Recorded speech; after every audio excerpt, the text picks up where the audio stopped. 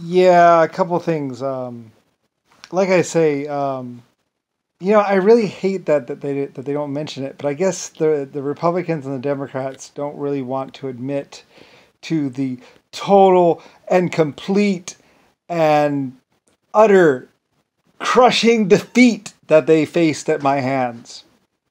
Yeah, and I guess they don't want to admit how they had to buy my old submarines because their subs just sucked that much.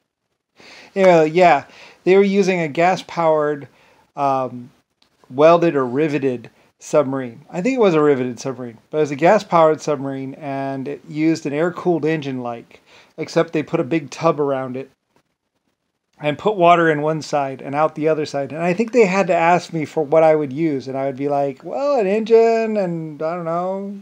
I wasn't helping them. I was not helping them at all. I was just like, I don't know. And people were like, anyway, I think I might have given them some ideas. They might have had to ask me for help because I was the best. But I mean, like I say, I had the diesel powered engines, and I had the electric drive already. I think I had done a diesel powered direct drive, and my people had with a gearbox with a gear, and I think my people had because later on when I did the trains, I did a electric converter. And my people were like, and hook it, and I was like, and why don't we use some batteries with that, and we can get a little bit because I thought of it. I was like, and we can get a little bit of what's called out of it. So my people just did what I wanted done in Germany and Europe, and and then um, and then like I say, I had a nuclear submarine in like 1800, and then also, but it didn't go very fast. It only went like 10 or 15 knots, and then another one in like 1850 or so. And then I was really getting, I had nuclear powered submarines like around then. And then so for the children or for the school and for other and maybe possibly selling, but the sold ones didn't have the torpedo tubes. I did pleasure craft submarines, but they wouldn't have the torpedo tubes, and they would have to add the torpedo tubes and all that. And that's a lot of equipment in there. It takes up the whole front of the sub, and the sub's like weighted different and everything else like that. I mean, I did do pleasure submarines. I sold those as well. And they might have bought one, or I think somebody did, one actor or somebody bought one of my pleasure submarines, and he was like cruising around in it and stuff. But it didn't have torpedo tubes on the front, and he had to license it with the country or something. I'm not exactly sure. But anyway, though, I built a lot of cool stuff. Anyway, so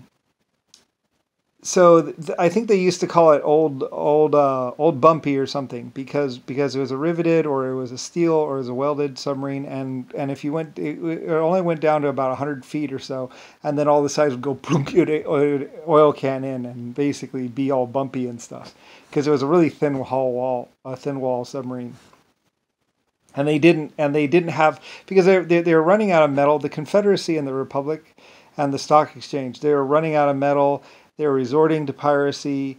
They were doing everything they could to stay afloat. They weren't feeding their people. They were using food money to basically buy this submarine so they could pirate, so they could later on feed their people, but they couldn't really feed their people. And that's why there was so much famine and stuff in the United States, or the Confederate States as they called it back then, the Republic and the Confederate States. Like I said, the Confederacy was basically alive and well up until about 1925. I mean 1825 or so, and that's when they really started running into financial problems, and they really and they really started having a problem because that's when well, I mean, eventually I took them over around probably I don't know what year it was, like probably around 1890 or so, and it was effortless basically. I was just like, okay, we're moving over there. I'm buying it up. You know, and that was mostly, like I say, because Africa was attacking and stuff, and the Zimbabwe or whatever, their people were attacking my cities, and I was just didn't feel safe anymore. And so I was moving over to America. I was creating America, and I also did Little America somewhere in Africa, around one of their oceans or something. There's this big thing, and I did America around there, but then, like I say, Zimbabwe was like, and I was like, all right, I'm out of here. And I think that's why South America ended up being up there, like along that one side, because I was like, okay, well I can come in like this, and then I'll just maintain that border right there. I'll just maintain the border right here, and then I can cross the ocean between this one and that one. And I think that was my plan there, or something like that. Anyway, though, basically the Confederacy had their surface drive gasoline submarines, which used air cooled engines just dipped in water or oil. Maybe used an oil bath with a cooler. I'm not exactly sure what they used. I think it was a water thing. Anyway, that was a piece of crap, and it couldn't actually dive and travel underwater. It could dive and sit, but it couldn't really drive. It couldn't really go around. Anyway, it was really bad. It was really bad. And anyway, that's what they had until about, well, when they first bought my submarines. Like I say, my submarines, I invented the seals. But the thing is, like they say, you have to take apart the whole back of the sub and take the whole drive out in order to service that one little seal. And it worked for about, I think, 66,000 hours or 60,000 hours. It would work just fine. Yeah, that's right. It would work for about 60,000 hours, and then it would start leaking like a sieve. So, and then you'd have to take, that's right. And then I think you would have to take out the whole thing, and you would have to either change the outside or the whole shaft. I forget. It was a major repair. It takes like 3 days minimum, or like a week or something like that. And you'd have to take out the whole back of the submarine, which they mentioned on some of these shows. I remember because I bought the patent, or got the patent, or I think I paid for the research and bought the patent or something like that from the guy, because I was like, yay. Anyway, though, we had that like in 1850 or 1800.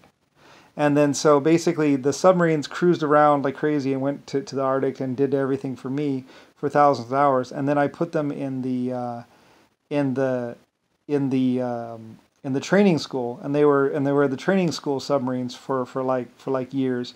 And then I think somewhere around 1925 or so, the seals were leaking like a sieve, and you could just follow them along in the water. And I think that's when I actually gave them or sold them to basically what is the United States as pleasure craft. And I was like, okay, well, you can have them, but they need the seals replaced.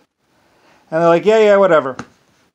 And they were supposed to take out the whole drive and have it replaced. And like I say, I had a shop for it. So I have a shop for it. But it was a very expensive repair, and it just wasn't worth it. So, but then it'd be good for another 60,000 hours. So anyway, and they might have done the repair. I think they might have taken it out and might have been cruising around, and then they finally said, okay, we'll do the repair, fine. And then they paid my Europe people to do the repair on the submarine. It's like, I'm talking about this like it's a car, but yeah, and then they did that, and of course, it's money for my people, and basically.